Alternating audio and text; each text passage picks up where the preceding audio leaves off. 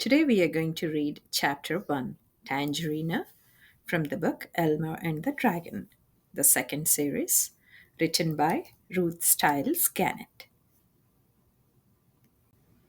Into the evening sky flew Elmer Elevator aboard the gentle baby dragon, leaving Wild Island behind forever.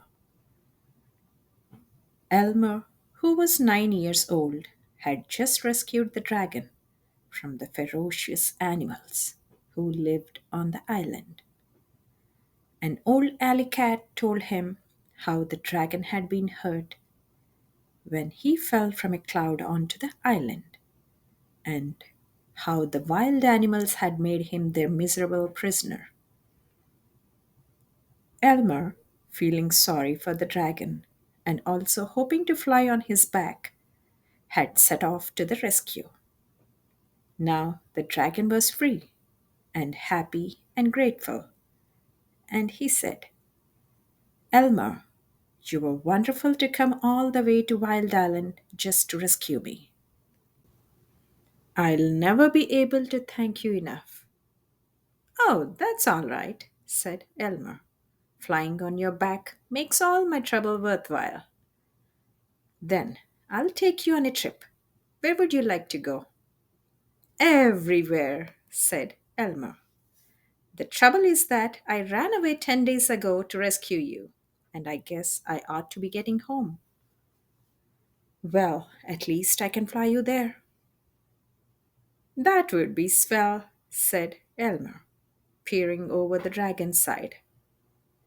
Let's rest tonight down there on Tangerina Island and start the trip tomorrow. Fine, said the dragon, swooping down and landing beneath a tree on the beach of Tangerina. Elmer slid down and took off his knapsack.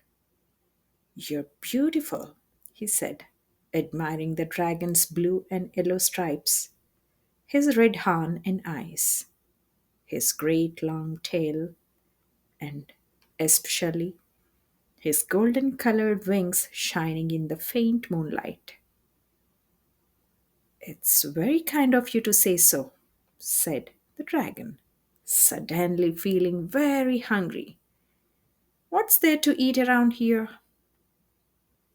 Tangerines all over the place, said Elmer, picking one and peeling it for the dragon. Pew, pew! What a terrible taste! Choked the dragon, spitting out the tangerine as hard as he could. What do dragons eat? Asked Elmer.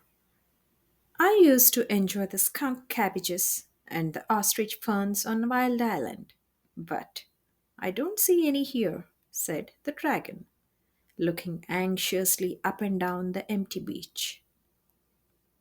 Maybe you'd like the tangerine peelings, suggested Elmer. The dragon closed his eyes and carefully bit off a small corner of a piece of a peel. Then he jumped up, yelling, Why, they're delicious! So Elmer and the dragon ate 19 tangerines.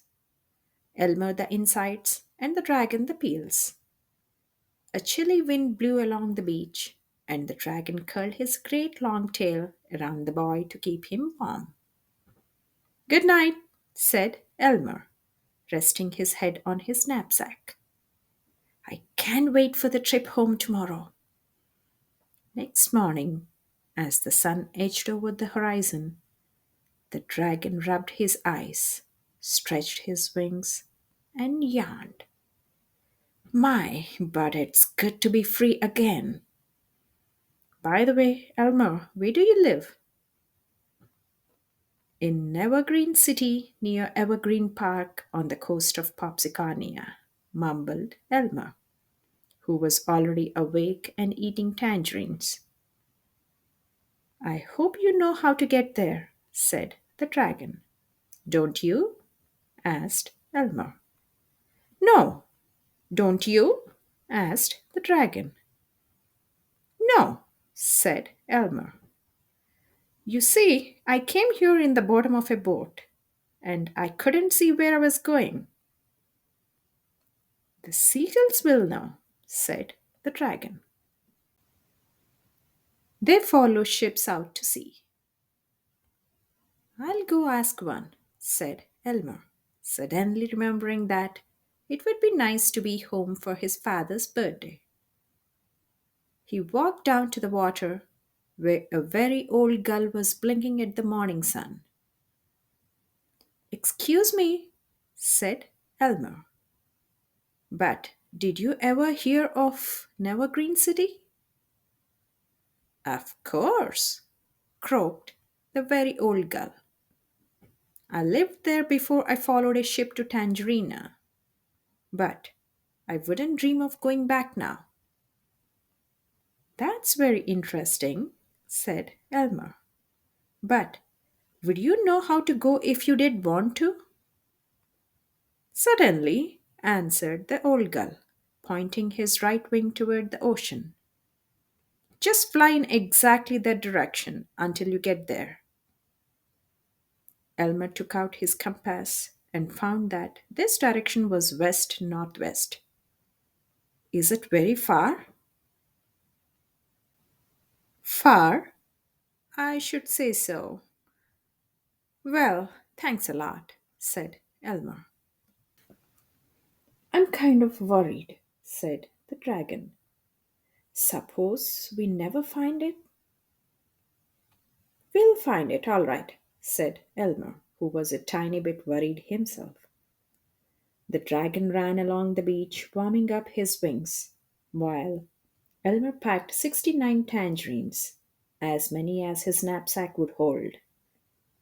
Besides the tangerines he had in his knapsack, all sorts of things left over from the rescue, including 7 pink lollipops, which he was saving for an emergency, half a pack of rubber bands, 3 sticks of chewing gum, a very good jackknife, and a burlap bag. Of course, he kept his compass in his pocket where it would be handy, and he wore his black rubber boots. Are you ready? Asked Elmer. Jump on, said the dragon. Elmer clambered onto the dragon's back and took one last look at Tangerina and the blue and the white waves skipping in from the cold ocean onto the sandy beach. Hope you liked this story, and we'll be back with the next chapter from the same storybook, Elmer and the Dragon. Until then, take care.